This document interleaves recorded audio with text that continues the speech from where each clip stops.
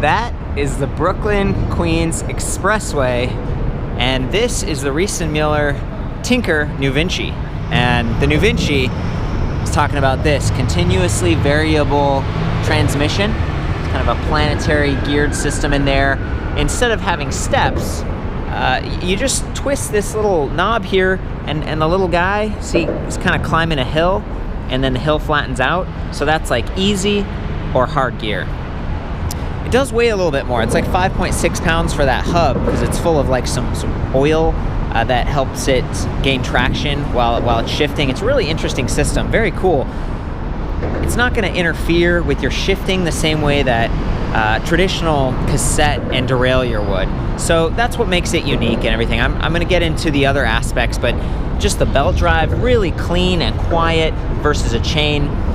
This bike, it's a little bit more expensive, $44.89, but it's $43.89 if you want to get the traditional derailleur. And what was it, like a 10-speed Shimano Dior? Dior XT, yeah. Yeah. And that's also the high-speed version. Ah, yes, right. So this is a 20 mile per hour top speed.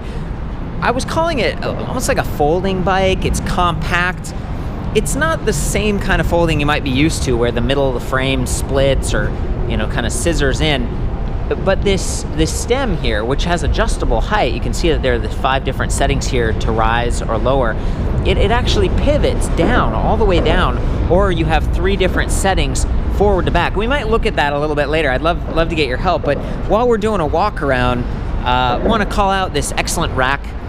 Riese Müller does a great job with the racks. We were just looking at the Nevo a little bit ago, and it has this same Bibia strap thing with a little handle, so you can kind of secure your cargo very easily. It's adjustable, pretty standard gauge tubing, so you could do panniers. There's a little triangle here you could clip into maybe. SKS plastic fenders, integrated lights, so Bosch & Müller Top Light Mini. It runs off the main battery pack. Same thing up here. We got the Supernova V6S adjustable. I think it's, what were you saying, like 160 lumens. Pretty bright. And it aims as you steer. But you've even got a suspension fork. Do you remember the brand of the suspension fork? It was something unique. I think it's Grind. Grind or something. You know, I've got all the specs back at the website, including some measurements, because this does only come in 1 frame size. They call it 16, and I was just measuring the seat post here, or the seat tube rather. It was like 16.75 or something. Pretty adjustable, whether you're a younger person, a petite person, or even an adult who wants to have an upright riding experience or a slightly forward riding experience because of that stem, ergonomic grips, Tektro Ariga Comp hydraulic disc brakes. These are almost like 4-finger levers, 160 millimeter rotors, front and rear. Great stopping power for a bike that's just, again, it's kind of a mini. When I first heard the Tinker, I was thinking like Tinkerbell, but Riese Müller is a German brand, and maybe, you know, there's engineers, these guys, mechanical engineers. I think they were studying at university in the late 80s and got into designing and building bicycles. The first one was a folding full suspension bike. So this one, it's, you know, it has some of the characteristics with that suspension, with a little bit of folding going on. You don't have rear suspension, and I noticed getting off of the Nevo we were looking at earlier, it did have a seat post suspension. That's right. And then this one has an optional... Yeah, the Thud Buster is optional on this one, which is often recommended, especially if you're going for the high-speed version. Yeah, and what is it, 34.9 millimeter diameter? Yeah. You could always add that yourself, but it's kind of cool. If you get it from the company, it's like $165 or something. Right. Yeah, and they install, it's the short travel version, so it's a little bit more compact. You're still going to be able to lower the seat post. If you're someone who's very short and you put that all the way down and that all the way down, this would almost be like, I'm thinking for kids or something. There aren't too many options out there for youth-size electric bikes, and it's not as heavy as the other ones. I was trying to remember, I think it was like 54 pounds, right? Something like that. Yeah. So, you know, a lot of that weight is because of the heavier drivetrain, the rack, the fenders. It's even got an integrated ABUS Shield 5650.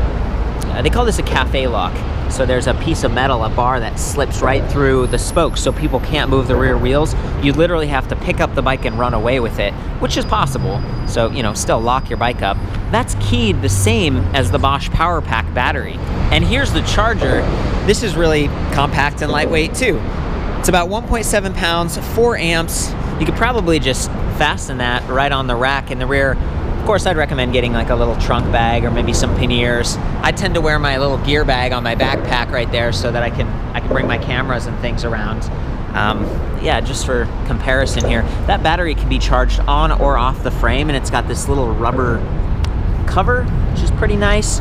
An LED indicator on the side so you know how full it is, whether it's on or off the bike. It does kind of click downwards, so you know they had to leave a little bit of extra space here between the top tube and the down tube, the way the battery's set up. No bottle cage bosses or anything, but you know that's not uncommon with electric bikes, and at least you have some other places to store water, including the saddle rails here. Sometimes you can get adapters and mount it right there, or even up at the handlebars. They have little cup holders and stuff. Lots of options.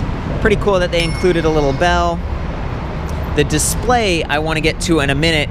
I wanted to talk about the colors though, because that's something fun. The Riese Müller bikes come in usually several sizes. In this case, it's only one size, but a few different colors. What was it? Matte black? Right. Metallic black, orange? The orange, and then blue color. Blue, yeah, metallic blue. Really pretty. I thought it kind of matched just the surroundings here, and hopefully you can hear all right. You know, we're experimenting with just trying to do something a little bit fun out here today with this location.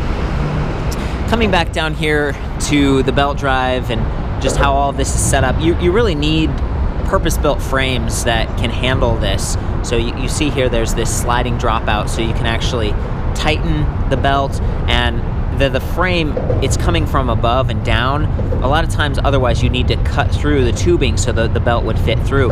See, there's no like chain stay down here, it's above. I just think that's unique. It takes, and part of the reason this costs more is some custom engineering to get a bike that's still strong, that's gonna accommodate this nice Bosch interface for their motor. And then they've got a little bit of a, what is this, kind of a bash guard almost, or a cover so your pants slip right over it. These are not the stock pedals. The ones that come with it they're more generic. VP, kind of a, gosh, in the middle it's like an aluminum core, and then it's got a rubber tread around the step point. So depending on if it's wet, those could be a little more slippery. I don't know, you guys replace the pedals, because I guess you have bigger feet. Is there any, you know, they've got pins, they're not gonna be as slippery. Talk to me about pedals, Chris. Yeah, I mean, I really like the larger platform pedal, personally. I mean, we do, oftentimes, what's becoming more popular is some sort of like plastic composite, a platform pedal that maybe, you know, it's a little bit softer if you were to kind of slip off and hit your shin. Yeah, that's a good point. I've done that. Yeah. I've got some scars. But the other thing you definitely have to consider is depending on what type of shoes you're wearing. If you're commuting to work, and some shoes have softer bottoms, and you can potentially damage the bottom of your shoes. Really? With these pins? On pedals with pins like that. So, you know, you do have to be mindful of that. What are we looking at right here besides a bunch of trash? What are these? So these are Black Ops pedals. These are pretty large platform, but it's really comfortable, and you could really, you know, feel very secure if you're kind of being a little bit more aggressive with the bike. Yeah. And I appreciate that. Who is this bike for? You know, like we're looking at it, I mentioned kids and stuff, maybe someone who wants a little bit of a low step or a folding, but urban? Like, I think it's commonly used in urban environments, and from what we found, people are purchasing it that they want to be able to throw it in the back of their car, maybe not purchase a bike rack. Yeah. Have some flexibility between different rider heights. I mean, that's a great thing. This is a compact bike, but you could fit a rider anywhere from probably 4'10" to over 6 feet, you know, because of the adjustability and the adjustability in the sportiness. Will you mind showing me some of that now that we're... So one, you have the adjustments for the height. Right now it's kind of one of the higher positions, so you just loosen this clamp here, and then you can push it up and down.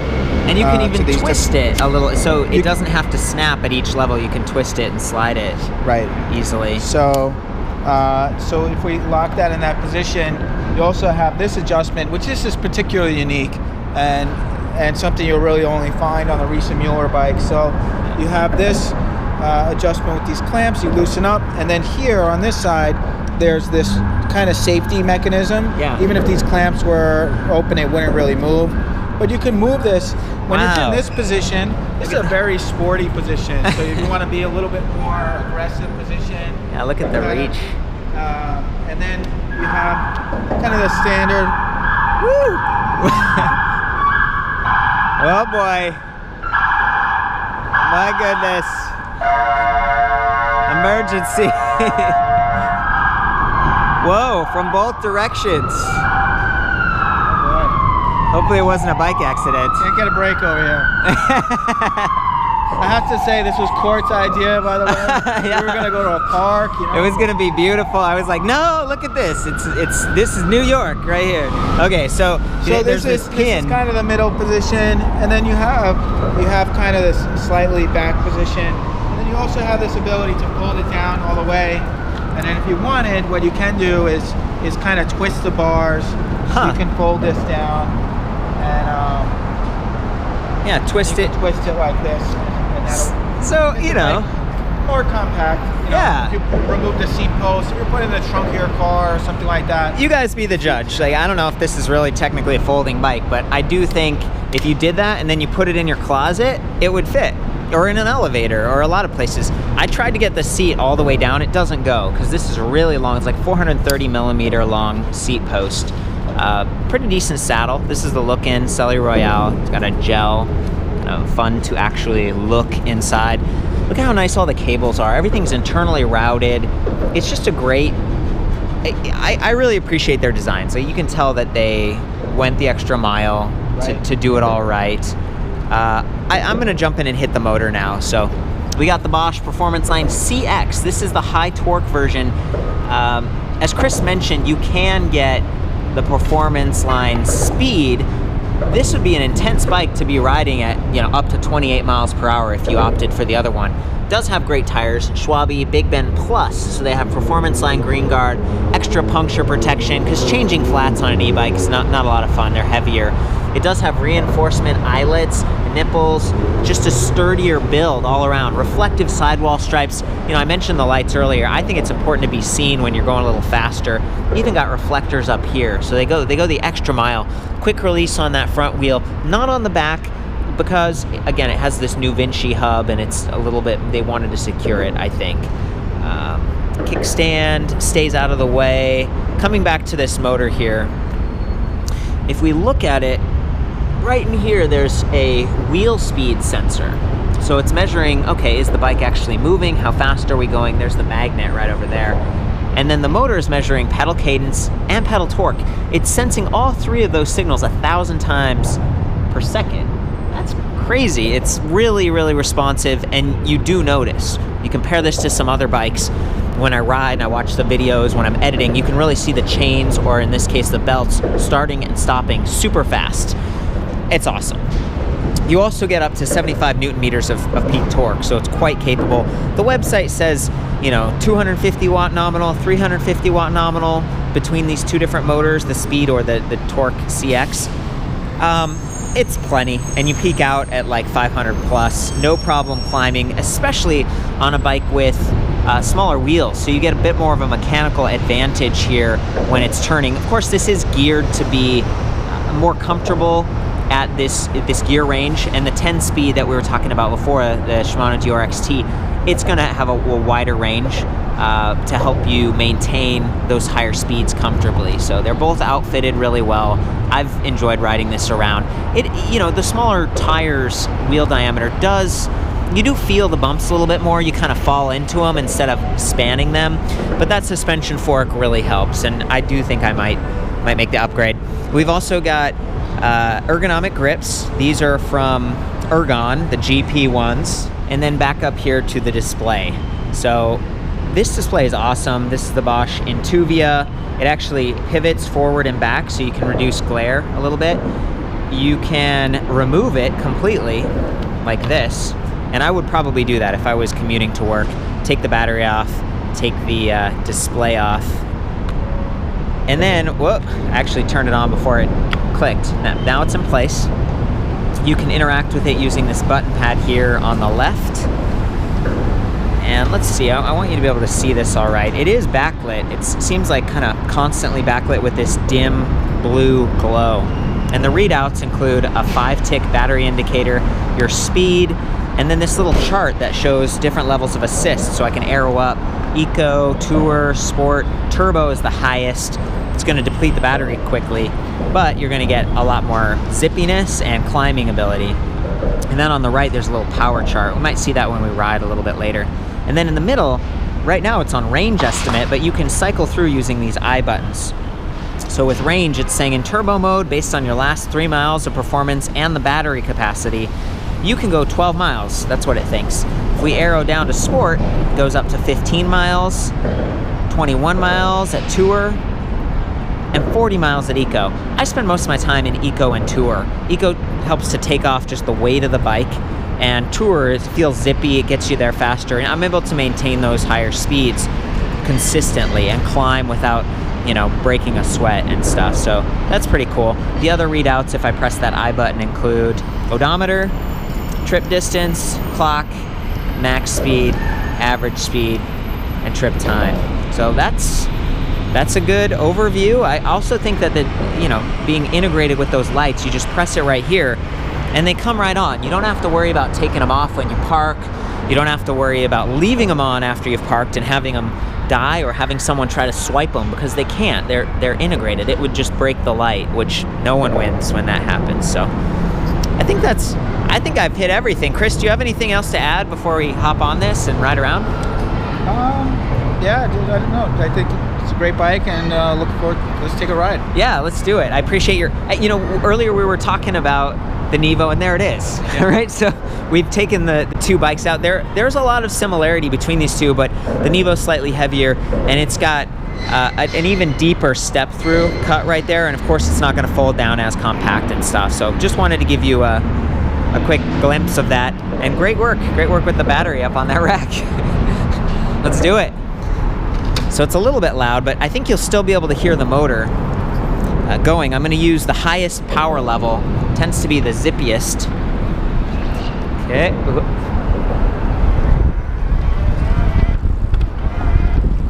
Oh! These hydraulic disc brakes are working just fine. Pretty comfortable seating position right now for me.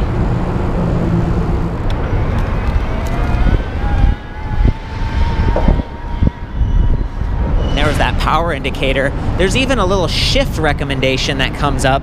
You probably didn't see it, but it's an arrow that appears right here, and it was telling me, hey Court, you need to shift. You need to, make it easier for yourself and for the motor. And so I would have just turned this down, and then the little guy goes on flat ground, and basically it means that's a higher gear.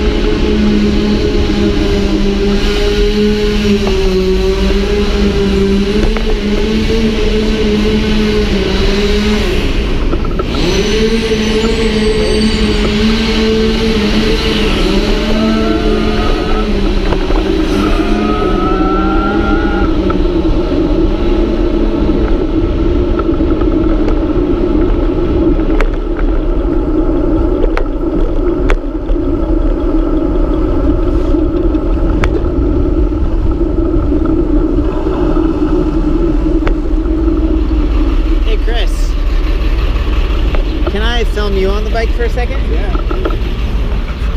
That was an adventure. Chris is gonna hop on the bike now, and I might just film so you guys can get a perspective of what it looks like third person.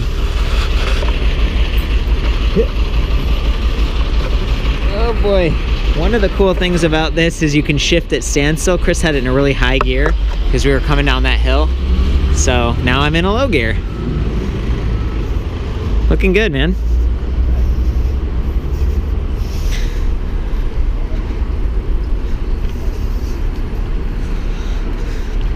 Yeah, it's awesome how high you can get that seat post. Want to head back? Yeah, let's do it. Sweet, thanks.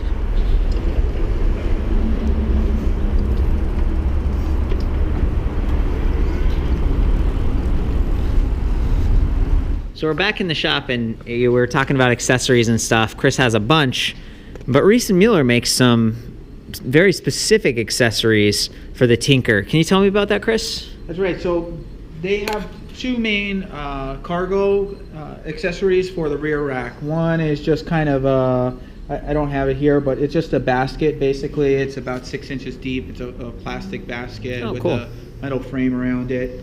And then they also have something that's particularly unique, is a pizza box, and you can actually carry several pies of pizza. 10 pies! I was reading the stats. That's awesome. They would match the bike, even, if you got this color.